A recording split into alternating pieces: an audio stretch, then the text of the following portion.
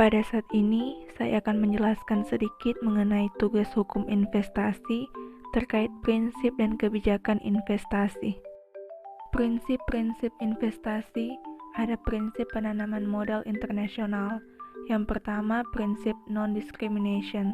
Prinsip ini diterapkan untuk menghindari perlakuan yang berbeda kepada investor asing oleh host state dengan menggunakan beberapa pembenaran. Yang kedua ada prinsip national treatment. Dengan ini, investor asing tidak dapat meminta perlindungan yang lebih luas atau perlakuan yang lebih istimewa berdasarkan prinsip yang diberikan oleh hukum internasional kepada investor asing. Ketiga ada prinsip favorite nation, salah satu prinsip paling tua dan paling penting baik untuk hukum penanaman modal maupun hukum perdagangan internasional.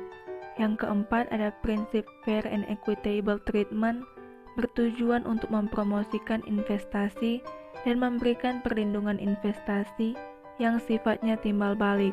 Dan yang kelima ada prinsip protection and security. Prinsip ini menghendaki adanya pemberian kompensasi ketika investor asing mengalami kerugian akibat suatu peristiwa tertentu.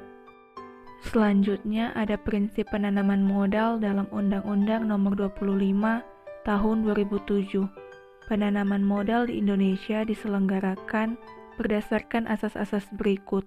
Yang pertama asas kepastian hukum, yang kedua asas keterbukaan, yang ketiga asas akuntabilitas, yang keempat asas perlakuan yang sama, yang kelima asas kebersamaan, yang keenam asas efisiensi berkeadilan, yang ketujuh asas berkelanjutan, yang kedelapan asas berwawasan lingkungan, yang kesembilan asas kemandirian, dan yang kesepuluh asas keseimbangan, kemajuan dan kesatuan ekonomi nasional. Berikut ada hak penanam modal.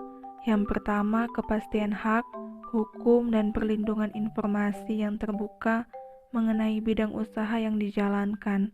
Kedua, hak pelayanan. Yang ketiga, berbagai bentuk fasilitas kemudahan sesuai dengan ketentuan peraturan perundang-undangan. Selanjutnya ada kebijakan investasi secara umum. Yang pertama, kebijakan investasi yang bersifat restriktif, yaitu kebijakan yang secara ideologi menentang adanya investasi asing. Yang kedua, kebijakan investasi yang bersifat terbuka, yaitu investasi yang dapat menerima masuknya investasi asing atau swasta. Berikut ada kebijakan investasi di Indonesia. Yang pertama, perbaikan iklim penanaman modal.